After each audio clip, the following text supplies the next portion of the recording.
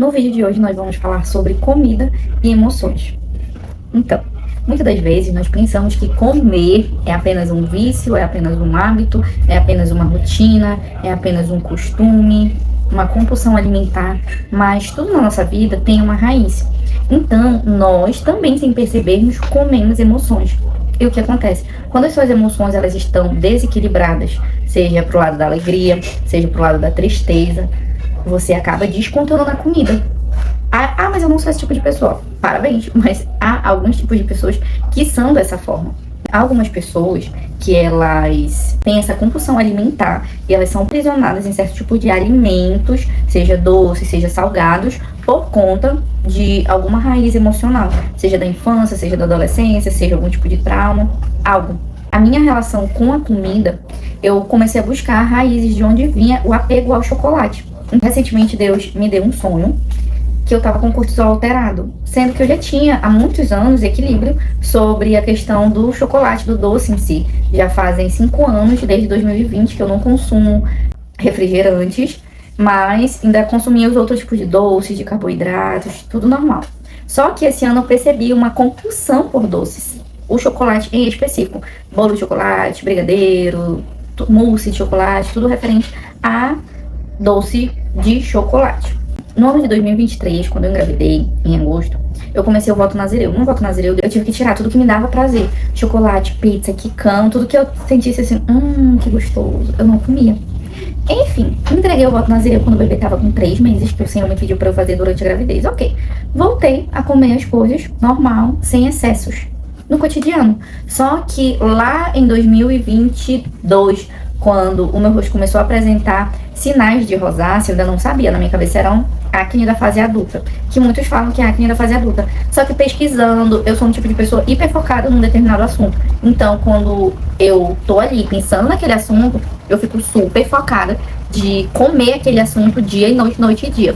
Então, já tem mais ou menos, desde 2017, na verdade, Deus já me falava para eu pregar e falar sobre a glutonaria, que é pecado, sobre alimentação, sobre os excessos. Só que, com o decorrer dos tempos, eu sabia que eu bebia refrigerante todo dia, eu era chocólatra, mas assim, não era sempre, era em alguns momentos, mas em 2020 eu decidi parar de beber refrigerante, e aí depois fiquei com algumas mais alimentações, mas quando eu decidi cuidar da saúde, eu comecei a incluir o café da manhã na minha rotina, café, leite e pão, e eu não sabia que eram alimentos inflamatórios. Foi após um ano nesses micro hábitos que começou a aparecer a rosácea no meu rosto. Foi daí que eu comecei a investigar, pesquisar sobre, e eu encontrei alguns doutores na internet, como, por exemplo, a doutora Kátia, que ela é cirurgiã plástica, o doutor Laí Ribeiro, uma outra doutora que eu não estou lembrada agora o nome, que ela fala muito sobre a desinflamação. Uma doutora, ela é bem branquinha, ela já tem mais de 60 anos de idade, gosto muito de ver os vídeos dela, que ela fala muito sobre o suco verde, que é o detox matinal, que é feito com couve e maçã batido, só aquilo ali já é o suficiente. Então, o que aconteceu? Sobre as emoções, vamos lá entender. O que acontece? As pessoas, elas são compulsivas na alimentação por conta das emoções desequilibradas, ou seja, nós comemos emoções. Então, o que acontece? Quando você come a sua emoção, você não se vê capaz de se livrar daquilo. Aí você entra em dietas loucas, você começa a pensar que o seu problema é parar de comer, mas isso não se sustenta a longo prazo, porque você não está arrancando a raiz do problema. É como se você tivesse uma febre, e ali na febre você vai tomar um remédio para tirar o sintoma, mas você não está indo a fundo na causa. Então, você precisa descobrir qual é a causa, a raiz do problema. Então, às vezes, essa questão com a alimentação pode ser a falta do alimento que você teve, e você querer e não poder, ou pode ter sido até mesmo um excesso. Por exemplo, eu tinha acesso livre à alimentação. Então, a alimentação para mim, principalmente a questão de chocolate, trazia aquela memória afetiva da infância. E eu me descobri recentemente que quando, em alguns momentos, inconscientemente, quando eu tô me sentindo tensa ou com muita responsabilidade, eu descontava inconscientemente as afins de comer o chocolate. Só que como eu percebi que esses tempos, ele aumentou drasticamente isso de eu querer comer todos os dias, eu não, peraí, tem algo errado. E eu comecei a buscar isso em oração, e Deus me deu um sonho que eu tava com o cortisol alterado. Só que com isso também, do cortisol alterado, eu vim descobrir que eu tinha essas memórias afetivas, o porquê, que era o chocolate em si. Então, quando eu descobri isso, eu juntei uma coisa a outra, de fazer uma consulta, descobrir, olhar como estão meus hormônios, porque às vezes você também pode ter uma compulsão alimentar, porque você está com deficiência de vitaminas. Então, pode ter muitas causas. Mas o vídeo de hoje, ele é para tratar sobre o quê?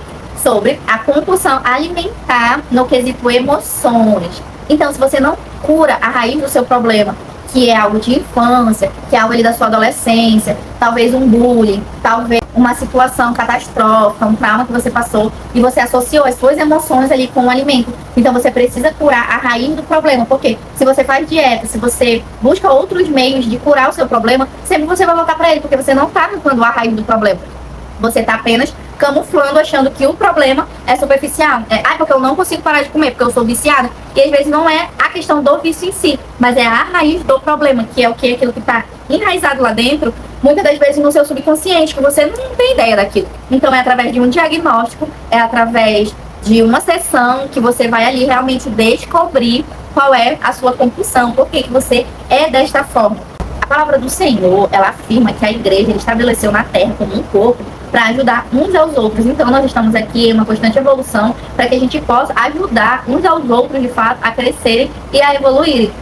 Eu tenho uma palavra sobre a minha vida em específico, que Deus disse que eu seria abundante em todas as áreas. Então não tenho por que eu ser muito boa em outras e não ser tão boa nessa, porque eu preciso de um equilíbrio. Não é questão de ser perfeito, mas equilíbrio e moderação e abundância em todas as áreas. Então, nós já não vivemos mais no tempo da lei, nós vivemos no tempo da graça do Senhor, no qual nós temos o livre-arbítrio de vir escolher.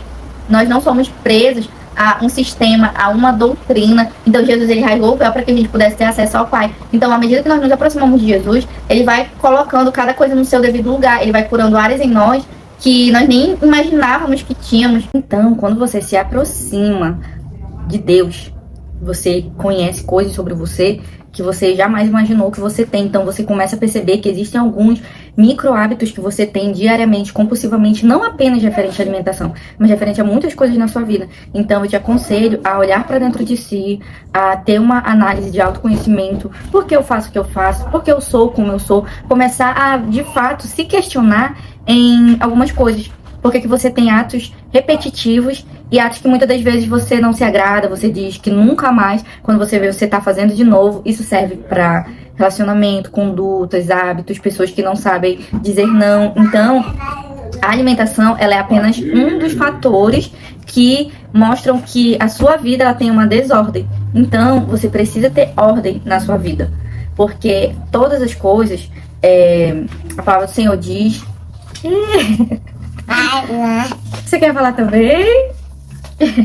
A palavra do Senhor diz que Ele é um Deus de ordem. Então, quem põe ordem na nossa vida, as coisas, é Ele que põe as coisas no seu devido lugar, no seu devido tempo.